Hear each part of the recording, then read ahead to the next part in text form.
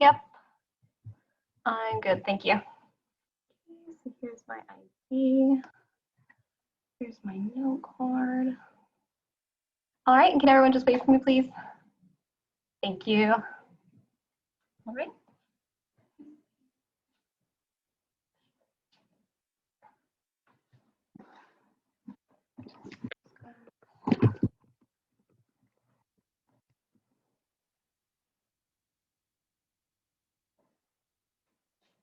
Is this good?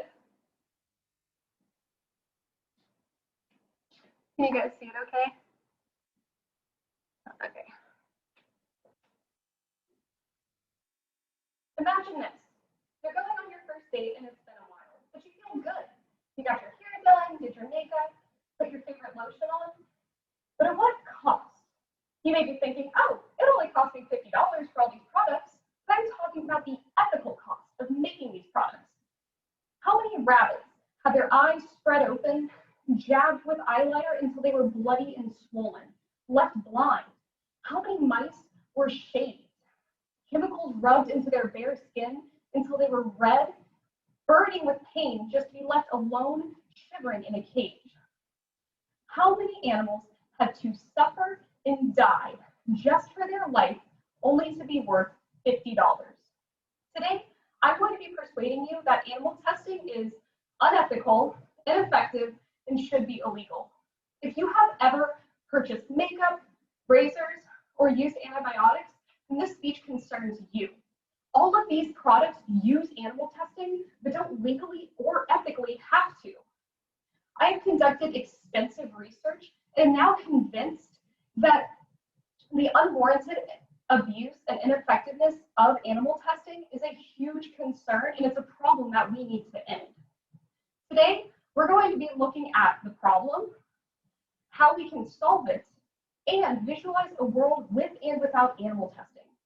Ending animal testing will not be easy, but it is necessary for the health and safety of not only them, but for us as well. Let's start with the scope of the problem. The problem is that animal testing is unethical, ineffective, and should be illegal. It proves more harm than good.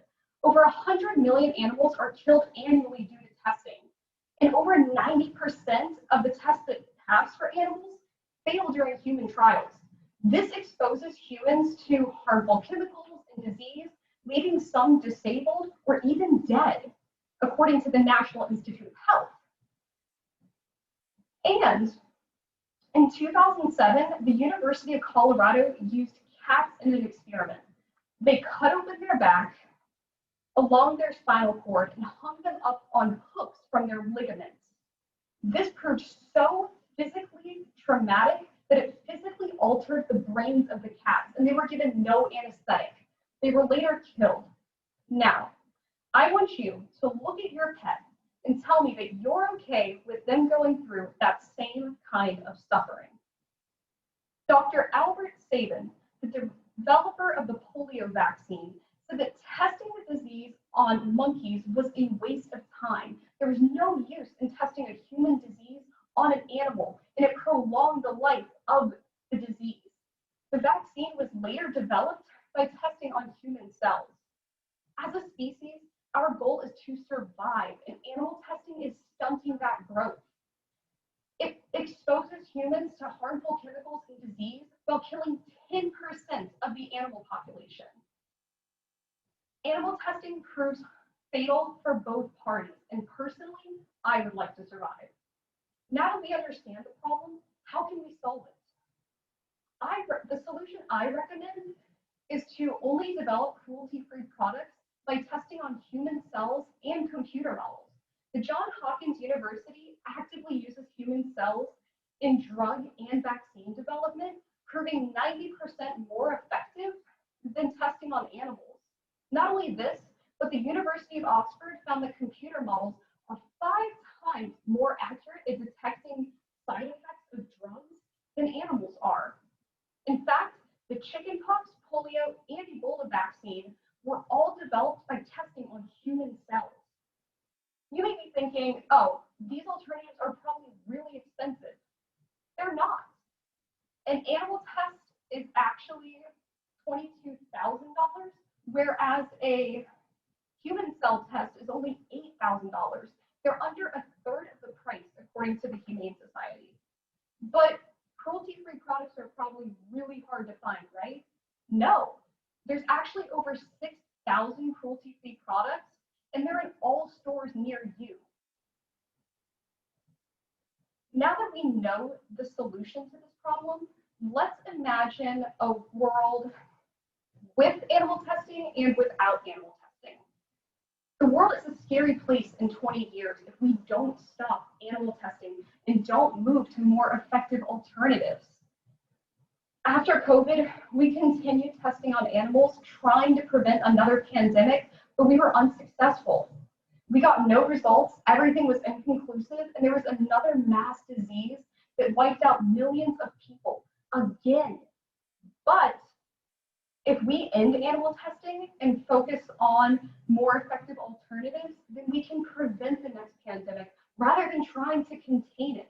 We can develop an HIV vaccine. We can detect diabetes and cancers before they start. Like I stated prior, the polio vaccine was developed by testing on human cells. When my father was very young, he contracted polio and nearly died. Without the vaccine, he would have died. His muscles ached, he hurt to breathe, and he could barely stand. And if he did die, I wouldn't be here telling you this story today. I am grateful for my life. I am grateful that testing on human cells gave me my life. In this speech, I have tried to persuade you that animal testing is unethical, ineffective, and should be illegal. It causes more harm than good. It is time to put the humane back in humanity. Next time you buy makeup, razors, or antibiotics, look at the packaging. See if it says cruelty-free. If it doesn't, think about the ethical cost it took to make these products. Animal testing is a problem we can no longer ignore. The solution is cruelty-free products, and without change, we're susceptible to disease and death. I care about this topic because I care about humanity. I care about you. As Anthony Douglas once said, animals should not require our permission to live on Earth. They had that right long before we arrived. And with that, I will go ahead and take any questions. What animals are used for animal testing? Yeah, so it's about 75% of animals used for animal testing are actually mice and rats and guinea pigs, so a lot of small animals, but about 7% of animals that are used for testing are dogs, and about 6% are cats. So next time you guys go to buy a product, please check to make sure it is cruelty-free, because if you do have a cat, if you have a dog, if you just have a stray cat that you like to feed occasionally, just think about that animal and the abuse they go through. Are there any other questions? Yeah, so you mentioned some really intense examples of animal testing. Is that usually what they go through, or what's about the average? Yeah, so typically, and this will get a little bit graphic, so I apologize, but typically mice, rodents, smaller animals will have their spines crushed, they will have their skulls cut open, they will have their skin pulled off, a lot of really brutal things, and their lifespan is actually only a few days to a week. Like I said, over 100 million animals are killed annually because of animal testing. Animals such as primates that are a little bit closer to our biology actually have their skulls cut open and they have electrodes put inside of their brains. So they shock them, test them to see how it reacts to our brains.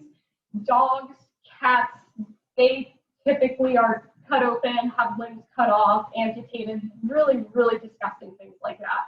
So are there any other questions for me today? All right, well, thank you guys so much. I really appreciate it. Thank you.